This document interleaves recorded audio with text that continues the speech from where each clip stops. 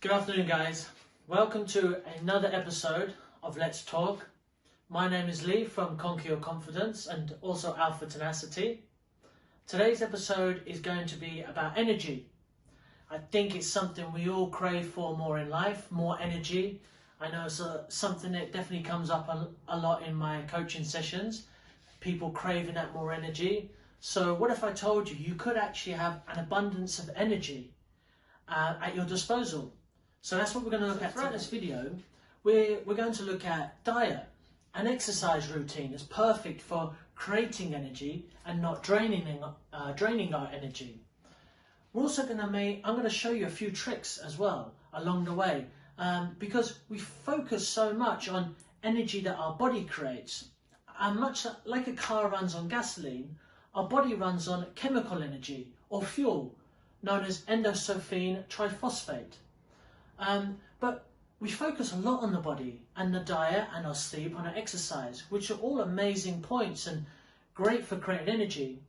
But most of us don't know that our brains or our minds, they use 20% of our energy. So also in this video, we're going to look at another, like I said, a couple of more tricks that we can look at. We're going to look at your physiology and something that we can change in our daily routine to create more energy. So guys, let's get into this video. So we're going to be calling on my skills as a trained PT and through my ongoing studies of psychology to help us keep creating this abundance of energy that we so crave in life. And anything you learn in these videos that I share, the structure of our brain changes with everything we learn. So it's important for, if we crave this more energy, to continue learning about ways we can create this energy. So guys, let's get into it. Okay guys, so let's have an in-depth look now on ways we can create more energy in our lives, because it would be wondrous, wouldn't it, to have this abundance of energy so we can keep, battling this beautiful thing that we call life. So let's get into it. Episode 3, energy. As you can see from the diagram, I've broken it down into 4 different categories. 4 different areas of focus that we can look at to help us or assist us to create this more energy that so many of us are craving. The first area is physiology. We're going to look at ways that we can use our bodies or our framing to create more energy in our lives. We're going to look at M.E.D.S. Now, I love to use this term, and it can be affiliated to so much that we do in our lives, and such a helpful tool. And if you've not heard me say this before, M.E.D.S is our meditation, exercise, diet and sleep. So we're going to look at a diet possibly that you could do, or an exercise routine that's going to help create this abundance of energy without decreasing our energy levels. The next, we're going to look at language. What type of languages are we using in our life? So many of us can have a negative language which can be so decreasing of energy. So we're going to look at ways or different words we can use throughout our daily routine to help us assist in creating this power plant of energy. And the next is I'm going to share a few tricks of the trade with you. Something I've learned in my ongoing studies and something that has certainly helped me in creating more energy in my life. So let's focus firstly on M.E.D.S. On the meditation. Meditation is something, it gives us a great look on our internal processes, or helps us with introspection, helps us to process our internal thoughts. But you can actually use it as a way of actually analysing yourself and your energy level. I know sometimes if I'm feeling like I'm lacking in a bit of energy, before I meditate, I will give myself an energy score. So before I go into that meditative state, as I start to calm, I will give my score from a 1 to 10, 1 being the lowest, 10 being the highest, of how energetic I feel. But it has to be a true assessment. So as you go into your meditative state, you'll start to calm your mind, and then you'll just give your score of a 1 to 10. The reason I say to do this, because this helps me to, if I feel like I'm consistently scoring myself very low, then it allows me to know that I need to look into my routine. Maybe I need to change something in one of these 4 categories because it's draining my energy and not capitalizing my output of energy. So being truthful in our own score is very important because it's research, it's self-research. So now let's look at the E in our abbreviation of M.E.D.S. E, exercise. Exercise is so important to our daily routine, but we also know that some exercise can actually have negative effects in our lives. You know, it can release stress hormones such as cortisol. It can obviously cause us injuries. It can actually, if our workout routines are so vigorous, we can actually see energy levels decreasing, and it can often lead us into tiredness throughout the day, which maybe many of you have seen. So we have to ensure our workout routines match what energy level we require.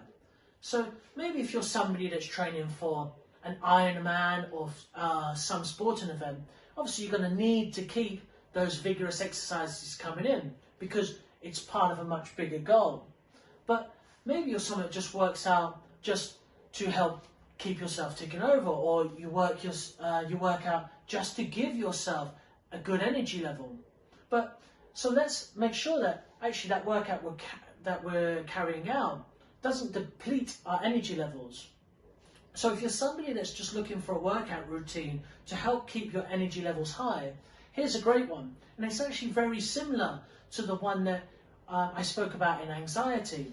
So actually what we want to be doing is 5 30-minute exercises per week. So one a day, 30 minutes. Over the weekly period, what that needs to look like is 2.5 hours of moderate exercise weekly. So that can be a brisk walk, just a standard walk, maybe a swim.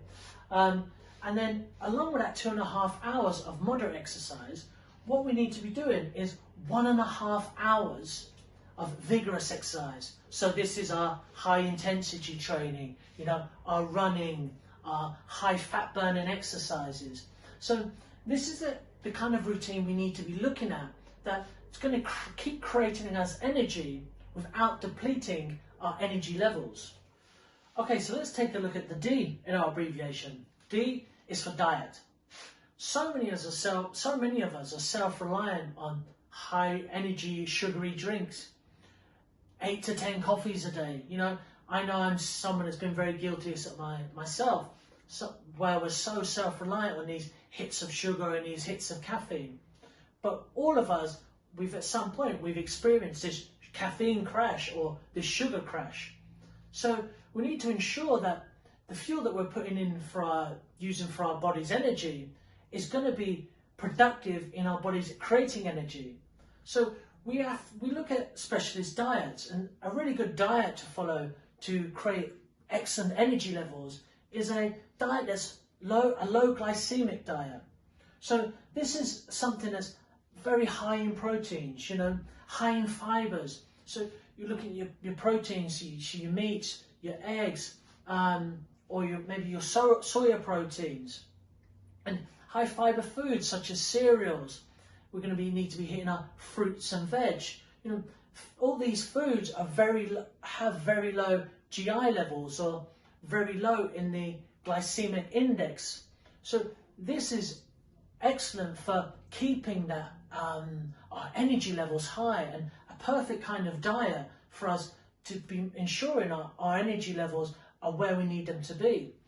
So, and the next thing is the fluid that we're putting into our body. You know, it's actually proven that for non-strenuous exercises, so as our daily routine, water is the best performance enhancer, hands down. So we need to be making sure we're hitting our correct intake of water on a daily basis. Okay, so let's have a look at the S in our abbreviation. Sleep.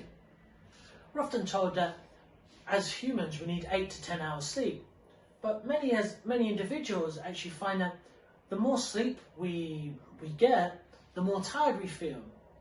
So again, we need to be adjusting our sleep and our sleeping patterns, and maybe looking at power naps to ensure that what works for us at creating energy. There's one way that it's actually proven that power naps do actually help with memory recall. So there was research done that people that had a power nap after reading the story actually remembered 30 more words than people that didn't nap. So there's research to show that power napping does work, or a little 15-minute nap throughout the day can actually be really beneficial. But for some individuals, that doesn't work. A 15-minute nap can actually make you feel more tired. I know as myself as an individual, 8 hours sleep can actually leave me feeling very groggy for the day. And actually I'm better on a 60-hour nap and a 15-minute nap later on in the day.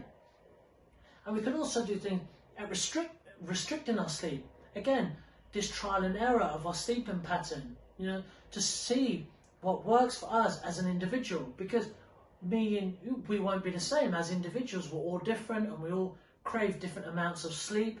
So again, we need to be looking at our sleep routine. Is it being effective for us in creating this energy that we need? So that's one area that we need to look at to help us. Okay, so let's take a look at our next subject, language. The language that we use can have such an effect on the chemistry of our body, and has such an effect on our frontal lobe, which is movement. So we need to be really conscious of the language we're using, because what happens the day that you're tired, what do? When you go to work, you walk around, your physiology is looking very tired, your language is very tired, you tell everybody at work that you're tired, you keep saying to yourself, I'm so tired. So actually the language that you're using is actually having a really negative effect on your central nervous system and the chemistry in your body. So actually the language you're using is actually making you more tired.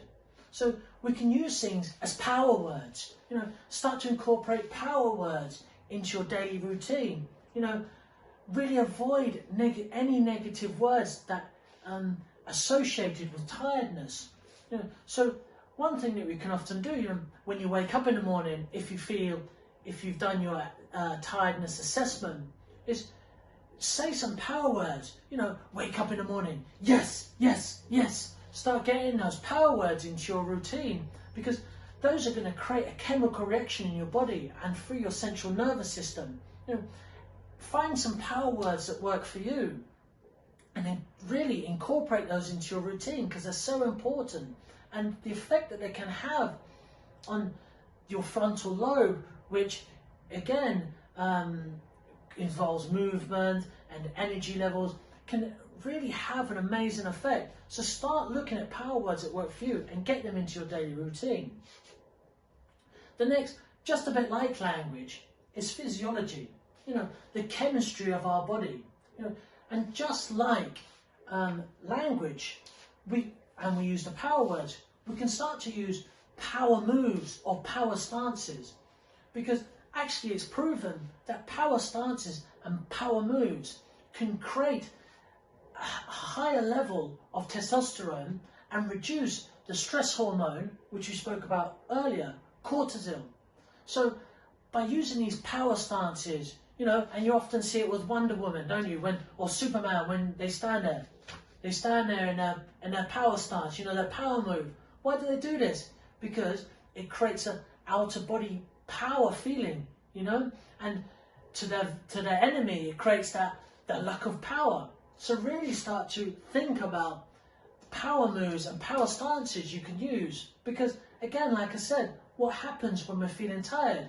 Our shoulders drop, our head drops, maybe we start to drag the feet. But again, this is all affecting the chemistry in our body, the information that it's sending to our central nervous system, and it's going to continue to make us feel tired. So really think about combining these two together is awesome. Power words and power stances. What is a power move or a power stance? Like, a power move can be anything. Combined with the power words, when you wake up in the morning, you can clench your fist, some fist pumps, use that as you incorporate your power words whilst using those fist pumps. A power stance, well, like I said, the Superman pose is a power stance, something that makes you feel strong, but again, something that works for you. And the last one is change. And why is changing our routine, how can it have an effect on our energy levels?